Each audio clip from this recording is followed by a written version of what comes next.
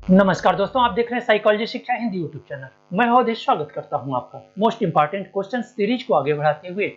अब हम लोग अगले प्रश्न पर बात करेंगे। साथ ही अगर आप इस चैनल पर नए हैं तो चैनल को सब्सक्राइब करिए, वीडियो को लाइक करिए। प्रश्न है, सूची फर्स्ट को सूची सेकंड से मिलान करना है। पिछले कई व्याख्यानों में हमने मिलान वाले प्रश्न देखे हैं कि किस तरह से मिलान वाले प्रश्न करने हैं, क्योंकि 4 ऑप्शन दिए हुए हैं और सूची सेकंड में भी 4 ऑप्शन, उनमें से मिलान कर। तो जब भी मिलान करने वाला प्रश्न हो तो सबसे पहले हम देखते हैं कि उसमें सबसे सरल कौन सा है या सबसे अधिक कॉन्फिडेंट से हमें कौन सा ऑप्शन आ रहा है, उस ऑप्शन को सबसे पहले मिलाते हैं। तो आइए इसमें देख लेते हैं। क्योंकि उत्तेजित अवस्था, समावस्था, महिला हार्मोन्स, पुरुष हार्मोन्स, और यहीं पर सूची सेकंड में आप देखेंगे स्त्री हार्मोन्स लिखा हुआ है, तो आप बगैर सोचे महिला हार्मोन्स को स्त्री हार्मोन्स से मिला देंगे। वहीं सम अवस्था, असम अवस्था एक तरह से लिखा हुआ है, यह अवश्य ही होम्योस्टेसिस को मिला देंगे आप। वहीं उत्तेजित अवस्था, किसी भी आवश्यकता के लिए जब हमारी शारीरिक उत्तेजित अवस्था, जिसे ड्राइव कहा जाता है, अंतर्नोद कहा जाता है, वह उत्तेजना की अवस्था होती है, तो आप ड्राइव से मिला सकते हैं। वहीं पुरुष हार्मोन जो होता है वो एंड्रोजेंस होता है। तो इस आधार पर जो ऑप्शन आपका सही होता है वो ऑप्शन सही होता है बी। अगले प्रश्न पर चलें तो बुद्धि की संरचना या बुद्धि के सिद्धांत एक सूची में दिया हुआ है, दूसरी सूची में उनके प्रतिपादक के नाम दिए हुए हैं। आपको मिलान करना है कि बुद्धि के कौन से सिद्धांत किसके द्वारा प्रतिपादित किए गए। तो बुद्धि की संरचना, बुद्धिमत्ता भागफल, सामान्य बुद्धिमत्ता, अनेक मानसिक योग्यताएं। वहीं दूसरी सूची में आपको स्पीयरमैन, थर्स्टन, गिलफोर्ड और बिने मिल जाएंगे। तो आप देखेंगे कि बुद्धि की संरचना, जिसे यसाई मॉडल भी कहते हैं, आप जानते हैं कि यसाई मॉडल या जिसे बुद्धि का ट्रीऑलॉजिकल थियरी भी कहा जाता है, बुद्धि का त्रिआयामी सिद्धांत कहा जाता है, जिसे प्रतिपादित किया है गिलफोर्ड ने, जो कि बहुत ही महत्वपूर्ण सिद्धांत है, जिसमें इन्होंने बताया है कि बुद्धि की संरचना की व्याख्या कुल 180 कारकों के द्वारा हो सकती है, जो एक निश्चित त्रिआयाम, यानी कि इन्होंने बुद्धि को 3 आयामों में बांटा और जिसे प्रस्तुत करने के लिए या जिसे दिखाने के लिए उन्होंने त्रिआयाम फलक इस तरह से प्रदर्शित किया। और उन्होंने बताया कि किस तरह से हम इसे 180 वर्ग में बांट सकते हैं, और वो प्रत्येक वर्ग बुद्धि के किसी एक कारक का प्रतिनिधित्व करता है। तो इस आधार पर हम देखेंगे कि बुद्धि की संरचना को गिलफोर्ड ने प्रस्तुत किया है। और गिलफोर्ड पर और भी अधिक आपको अध्ययन करना है तो मेरे द्वारा बनाई गई गिलफोर्ड पर स्पेशल वीडियो आप देख सकते हैं। उसका लिंक आपको इस वीडियो के डिस्क्रिप्शन में मिल जाएगा, नहीं तो आप ऊपर आई बटन पर क्लिक कर उस वीडियो को देख सकते हैं।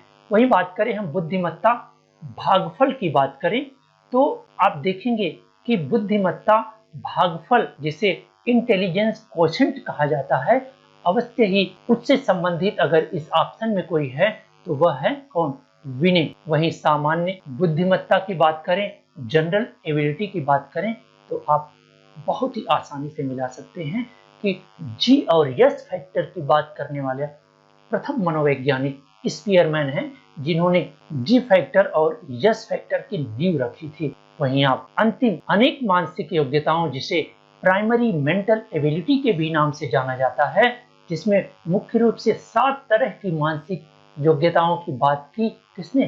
थर्स्टन ने बात की। तो अवश्य ही आप इस प्रश्न का जो आंसर मिला लेंगे वो होगा डी। अगले प्रश्न पर बात करें, वह भी सूची फर्स्ट को सूची सेकंड पे मिलान करना है। प्रक्षेपी परीक्षण, नव फ्रायडवाद, स्व अवधारणा और विशेषता। तो आप देखेंगे कि जो प्रक्षेपी परीक्षण है, आप जानते हैं कि बहुत ही फेमस रोसा का इंक ब्लॉक डिजाइन परीक्षण, आप बहुत ही आसानी से अगर ऑप्शन में देखें तो दूसरा और कोई ऐसा ऑप्शन नहीं है, तो इसलिए प्रक्षेपी परीक्षण को आप तुरंत रोसा इंक ब्लॉक डिजाइन परीक्षण से आप मिला सकते हैं। वहीं नव फ्रायडवादी की बात करें अगर आप, तो जो कि ऐसी एक विचारधारा के लोग थे जो फ्रायड से अलग होकर एक नई विचारधारा प्रस्तुत किए थे, उनमें से एक न्यू फ्रायडियन है, जिसे कॉर्न कहा जाता है, आप मिला सकते हैं। वहीं सेल्फ कॉन्सेप्ट और आइडियल कॉन्सेप्ट की बात करने वाला मानवतावादी मनोवैज्ञानिक, आप जानते हैं अवश्य आप इसको रोजर्स से मिला सकते हैं, क्योंकि मानवतावादी मनोवैज्ञानिक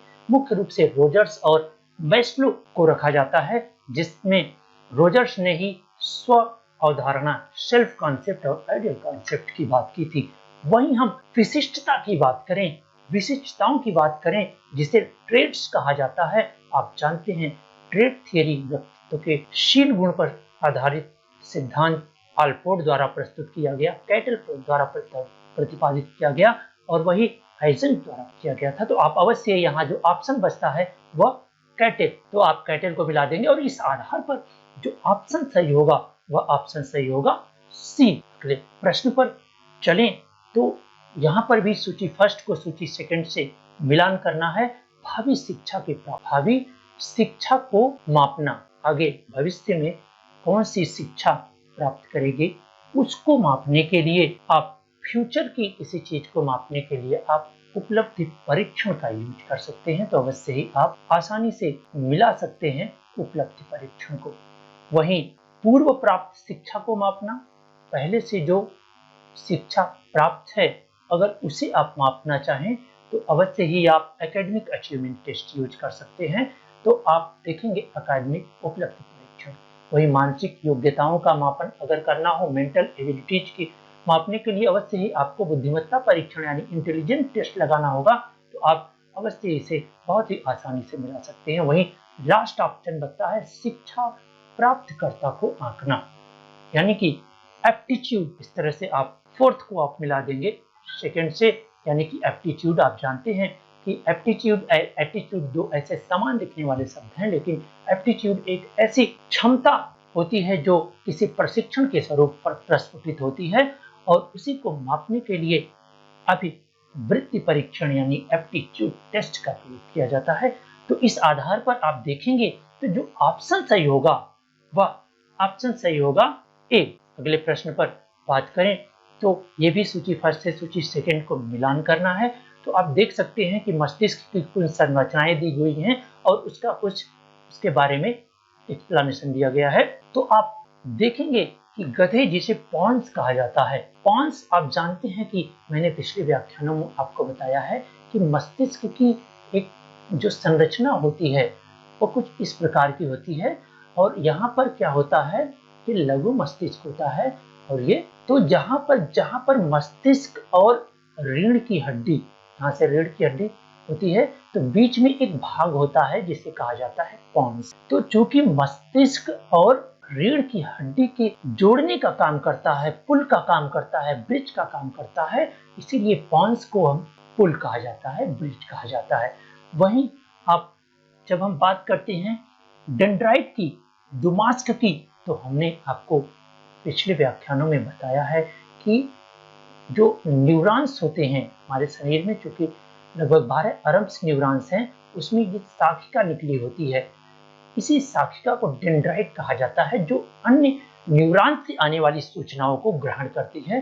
तो अवश्य ही आप दुमास्क को मिला देंगे वृक्ष से यहाँ पर।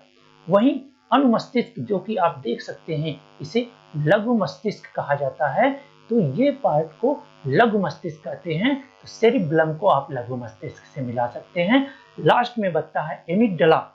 मैंने पिछले वीडियो में आपको पढ़ाया है कि लिम्बिक सिस्टम का एक पार्ट है, क्योंकि लिम्बिक सिस्टम केवल स्तनधारी प्राणियों में पाया जाता है और बहुत ही महत्वपूर्ण भूमिका निभाता है विभिन्न तरह के संवेगों में। तो वहां पर एमिगडाला एक ऐसी छोटी सी बादाम सी संरचना होती है जो आपके व्यवहार को निर्देशित करती है, आपके संवेग को निर्देशित करती है। तो अवश्य ही आप मिला देंगे इसे बादाम के रूप में।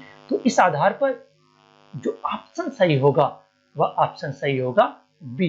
अगले प्रश्न पर चलें तो आप देखेंगे अगला प्रश्न क्या है कि गद्यांश है, अनुच्छेद है, उस अनुच्छेद को पढ़ने के बाद आपको 46 से 50 तक के प्रश्नों का उत्तर देना है। यहाँ पर जो अनुच्छेद है वह मुख्य रूप से प्रतिबल या तनाव की अवस्थाओं का हमारे स्वास्थ्य पर क्या प्रभाव पड़ता है, साथ ही हमारे स्वास्थ्य क्या हमारे सामाजिक संबल पर निर्भर करता है, हमारे मित्र कितने दोस्त हैं, हमारे कितने चाहने वाले हैं, हमें कितनी सलाह देने वाले हैं, हम अकेले हैं या लोगों से घिरे हुए हैं, इस पर डिपेंड करता है कि हमारा जो तनाव है वो हमारी शारीरिक मानसिक रूप से कितना क्षति कर सकता है।